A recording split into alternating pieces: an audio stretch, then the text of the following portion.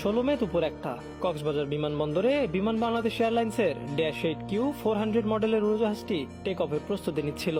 যাত্রীরাও নির্বিঘ্নেই উঠছিল ফ্লাইটটিতে।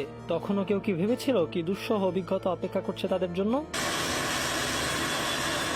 15 মিনিট পর ফ্লাইটটি রানওয়ের দিকে রওনা দিল। এটিসি থেকেও দেয়া হচ্ছিল নির্দেশনা। সব ঠিকঠাকই ছিল। গন্ডগোল বাঁধল ফাইনাল অ্যাপ্রোচের সময়। পাইলট যখন টেক অফ করে তখনই এটিসি কন্ট্রোলার দেখতে পান বিমান থেকে কিছু একটা পড়ে গেছে।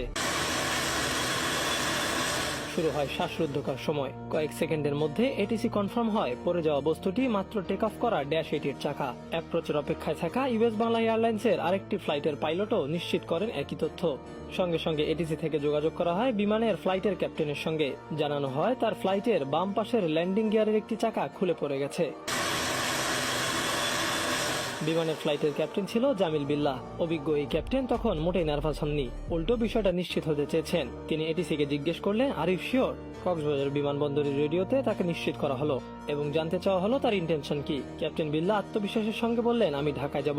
এমার্জেন্সি ল্যান্ডিংটা ঢাকাতেই হোক সেটাই চাচ্ছিলেন তিনি। ফ্লাইটের যাত্রীরা তখনও জানেন না বিষয়টি। ক্যাপ্টেন বিল্লাহ ও ফার্স্ট অফিসার জায়েদ আত্মবিশ্বাসের সঙ্গেই ফ্লাইটটি নিয়ে ঢাকার উদ্দেশ্যে রওনা দেন। ঢাকা টাওয়ারকে জানানো হয় বিষয়টি। এমার্জেন্সি ল্যান্ডিং এর জন্য প্রস্তুত হয়ে যায় শাহজালাল আন্তর্জাতিক বিমানবন্দর। তৈরি রাখা হয় ফায়ার সার্ভিস, অ্যাম্বুলেন্স, বাড়ানো হয় নিরাপত্তা ব্যবস্থাও। Bangladesh 436 surface wind 16007 north runway 1 check gate unlock canal for clear to land. দুপুর 2টা 19 মিনিটের পর থেকে পাইলট ও ঢাকা টাওয়ারের কথোপকথন ঘেটে জানা যায় এটিসি থেকে পাইলটকে জিজ্ঞেস করা হয়েছিল, আপনি কি এই অবস্থায় রানওয়ে 14 দিয়ে অবতরণের বিষয়টি কনফার্ম করছেন? ক্যাপ্টেন জামিল বিল্লাহ আত্মবিশ্বাসের সাথে তা কনফার্ম করেন। পাইলটের কনফার্মেশন পাওয়ার পর এটিসি থেকে কয়েক সেকেন্ডের মধ্যে পাইলটকে জানানো হয় রানওয়ে 14 অবতরণের জন্য প্রস্তুত আছে, আপনি অবতরণ করতে পারেন। Confirm intention landing. বাংলাদেশ 46। তার 90 সেকেন্ড পর দুপুর 2টা 22 মিনিটে সব সংখ্যা কাটিয়ে অত্যন্ত দক্ষতার সাথে ডান পাশের চাকায় প্রেসার দিয়ে বিমানটিকে সফলভাবে অবতরণ করান ক্যাপ্টেন জামিল বিল্লাহ। নিমিষেই শেষ হয়ে যায় সব উৎকণ্ঠা।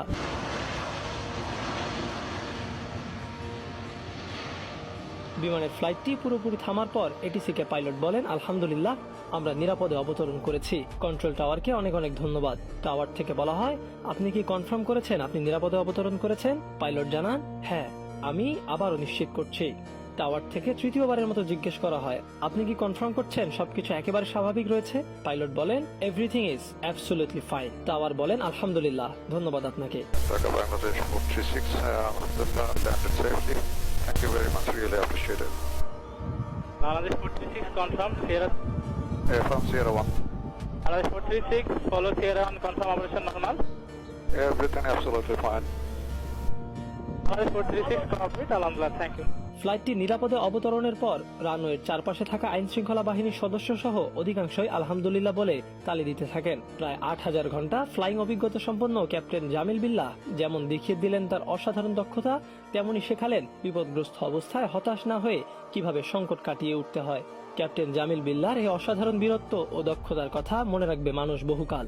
সাথে এতগুলো মানুষের প্রাণ নিরাপদে রাখার জন্য সবার কাছে তিনি টুপি খোলা অভিবাদন।